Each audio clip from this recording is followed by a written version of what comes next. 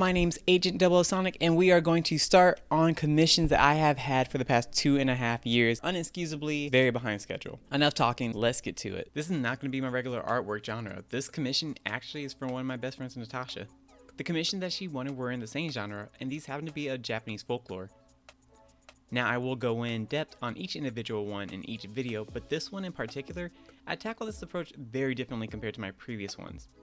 I of course looked at multiple references to see how it would feel to depict this folklore in my own rendition possible. Some of the images that will be shown may disturb some viewers. Parents that are watching this video with younger audience members, please judge accordingly. Okay, back onto it. One of the artworks that shows up when you Google this folklore on Wikipedia is this one right here. So I did this super rough sketch and added some ink to the page to mirror these references, and I liked it, but I wanted to keep my options open. So then I went with the subject sitting down in a room setting, and it was good, but I wasn't really feeling that one either. And the last one, the third one, I focused more on the characteristics that had this uniqueness and showed all the protecting parts. But now it's time to decide on the one I want to do. Obviously based off the original one and the design that shows up.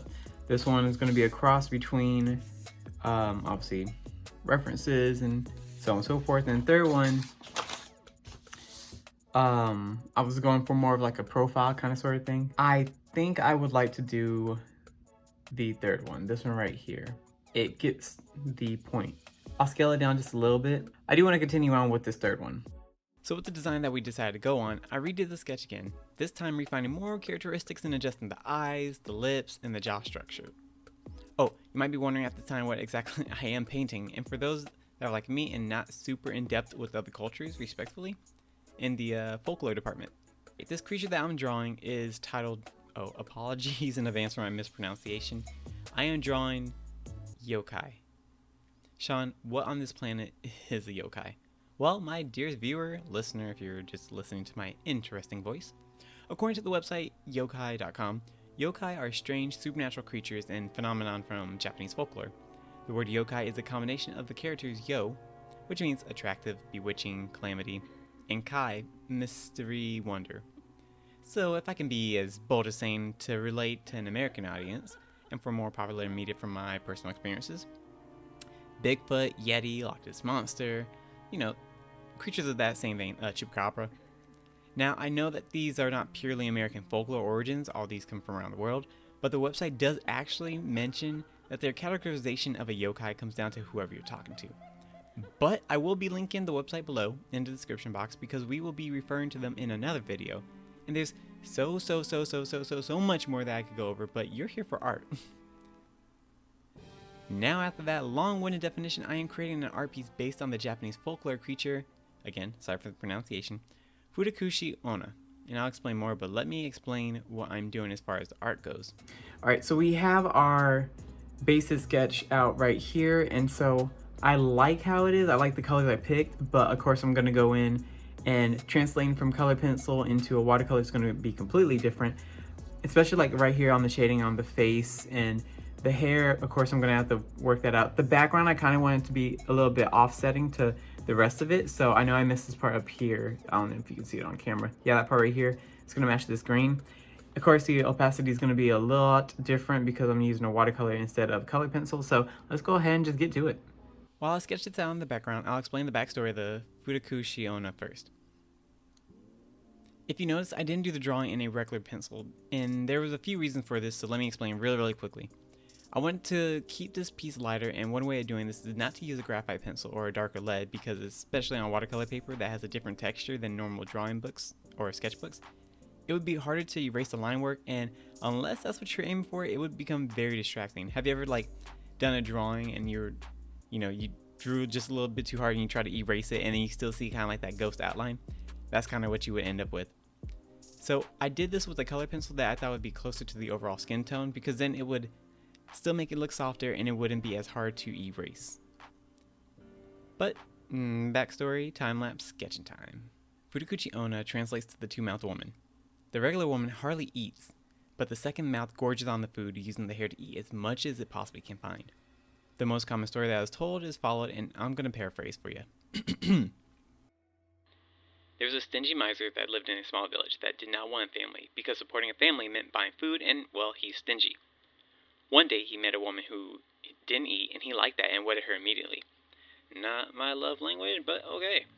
The woman worked hard and the miser loved that, but he noticed that despite her not eating, his rice stock was disappearing over time and he couldn't figure out why. So one day he pretended to leave for work to hide and spy on his wife, and that's when he discovered the horrific truth. He watched his wife's hair parted, her skull split open, and revealed the second mouth. Then her hair began grabbing the rice, feeding the second mouth. The second most common is about a stepmother who had 2 daughters, one biological and one stepdaughter. She always had more than enough food for her biological daughter, but not her stepdaughter, which, sadly, the stepdaughter grew weaker and weaker and weaker over time and eventually died from starvation. 49 days after her stepdaughter passed, the stepmother started developing a terrible headache, and then the back of her head split open with the second mouth that caused so much pain until it was fed, and get this, screamed in the voice of the dead stepdaughter until it was satisfied.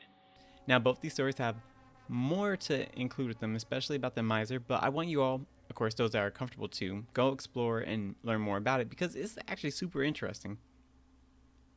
The paints I'll be using are from my amazing friend Jennifer. Again, I will be placing her Instagram in the description as well because if you want to see some freaking awesome watercolor that would easily put this and all of mine to shame, check out her art. The paints will be koi paints, and they're from Japan because I thought it'd be pretty appropriate, and I was going to use these brushes that I thought would be pretty copacetic, but they're not from Japan but rather China. They did come in this pretty dope set, and I may use in a later video I can dabble with, but for now, I got some of my other brushes and got started. The colors I picked out were as closely associated as the one that I did my rough sketch in, so we got those, and so now it's just time to get started. For those that are just beginning painting or watercolor, acrylic, whichever your medium is, like myself, I would say start with the background. I would use a bigger brush so that way the coverage can be the most consistent overall, and it's not going to require as many brush strokes as a smaller brush would. Now, why start with the background? I have done pieces in the past where I ended up doing the subject first, and then I was going around and having to use smaller brushes, and it caused the background to not be as consistent, not as similar as possible, and unless you were aiming for that because of what you were trying to aim for, it would kind of break the continuity. Second, because the subject, and in this case the Futakuchi Onna, can cover up the colors a bit better. In this case, the background is a bit lighter, so the color for the rest of this piece will do a pretty decent job covering up. Now onto the skin tones. Creating this skin tone involved me creating different tones of the same color, and that was done by adjusting the amount of water for the pigmentation and the opacity. I made the areas shadowed on the outline of the face, the nose, neck, the jawline, eyebrows, ears, and where the hair cascaded down her face. And to add the similarities on the second mouth, I ended up using the same color. Now we're on to the last part of the painting, and for those that have stayed, thanks so much. Leave a like if you like this kind of video, subscribe if you haven't already, share and all that good jazz. But we are on the most decisive part. The last part is the hair. It is not only the most dominant part of the entire piece, because it is the second most key aspect to the Futakuchi Onna, but also because it is the strongest color on this entire piece.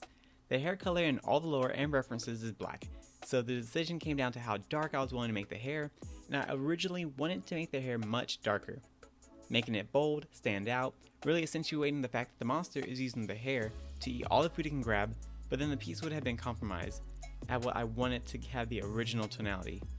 What I mean by this is that if I made the hair darker, it would have made the rest of the piece look faded in comparison, and personally, it would have taken away from the original intentions of this piece. I wanted this piece to be soft colors. I wanted to have it look how it currently looks right now. But with the hair, I added shorter lines for the hair strands just to give it a good choice and give it shading so the textures I would have, versus if I just had it a plain straight black tone, it would have honestly looked flat and honestly it would just felt like a cop-out. Now it's time to add a few colors for the headband, or the hair tie, sorry, the tongue, the foods, the chopsticks, and lastly the teeth. Now there's nothing more but to do the reveal.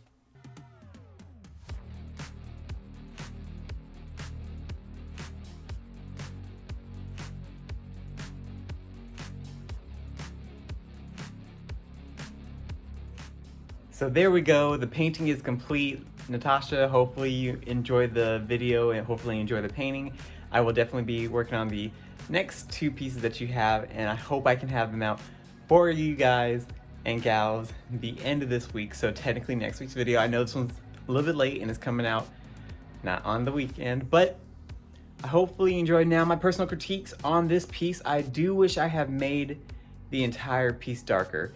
That way I could make the hair darker and accentuate that black color just a little bit more. I love how it came out, especially for my first watercolor in a very long time. The last one I did on camera's right here. I'll put a little link to that in the description as well.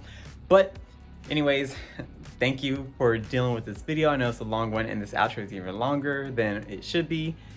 Peace, love, and hot sauce, and as always, thanks for watching. One more thing I have to say. I know I pointed over here because I'm recording on another camera, and I know it's supposed to be backwards for the description, so I meant to do this one. So sorry, buddy. All right, we're out of here.